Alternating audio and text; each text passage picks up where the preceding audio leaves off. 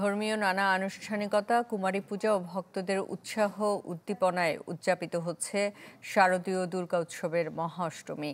আর রামকৃষ্ণ মিশনগুলোতে হয় কুমারী পূজা। কুমারী পূজা শেষে মহা অষ্টমীর পুষ্পাঞ্জলি দেন ভক্তরা। দুপুরে বিতরণ করা হয় মহাপ্রসাদ। কি বুঝলেন ভাই? অনলি যেটাই চাই।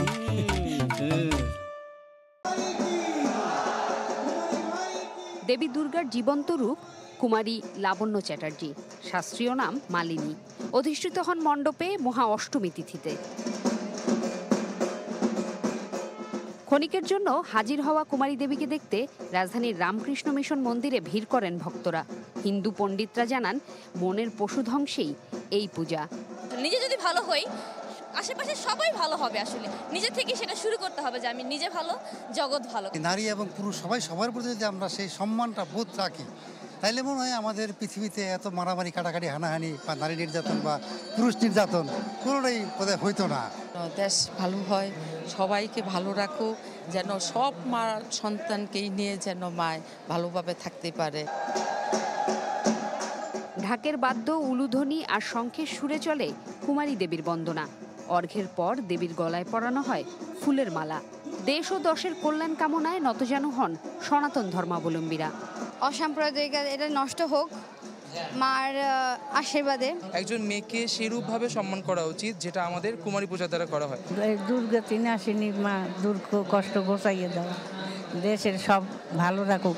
যে অসাম্প্রদায়িক বাংলাদেশ আমাদের, সেটা যাতে প্রকাশ পায় আমাদের কাজে কর্মে, সকলের মনোভাবে। এখনো তো পড়াশোনা নিয়ে আগাচ্ছি, এই জন্য যাতে ভালো করতে পারি সবসময়, মা বাবা যেন সবসময় ভালো থাকে। ভক্তি, শ্রদ্ধা আর প্রার্থনায় বরণ করে নেওয়া হয় কুমারীকে। বিদায় জানানো হয় জয়তু প্রণামের মধ্য দিয়ে। সবাইকে বলছি, সবাই ভালো থাকবেন, আনন্দে থাকবেন। যিনি এই পূজা করবেন তার সর্বসিদ্ধি, সর্ব অভীষ্ট লাভ হবে, সব তার লাভ হবে যদি শুদ্ধাচারে এই কুমারী পুজোর কেউ অনুষ্ঠান করতে পারে। প্রায় ঘণ্টা খানেকের এই আনুষ্ঠানিকতা শেষ হয় অঞ্জলির মধ্য দিয়ে। সন্ধ্যায় অষ্টমী ও নবমীর শুভ সন্ধিক্ষণে সন্ধি পূজা।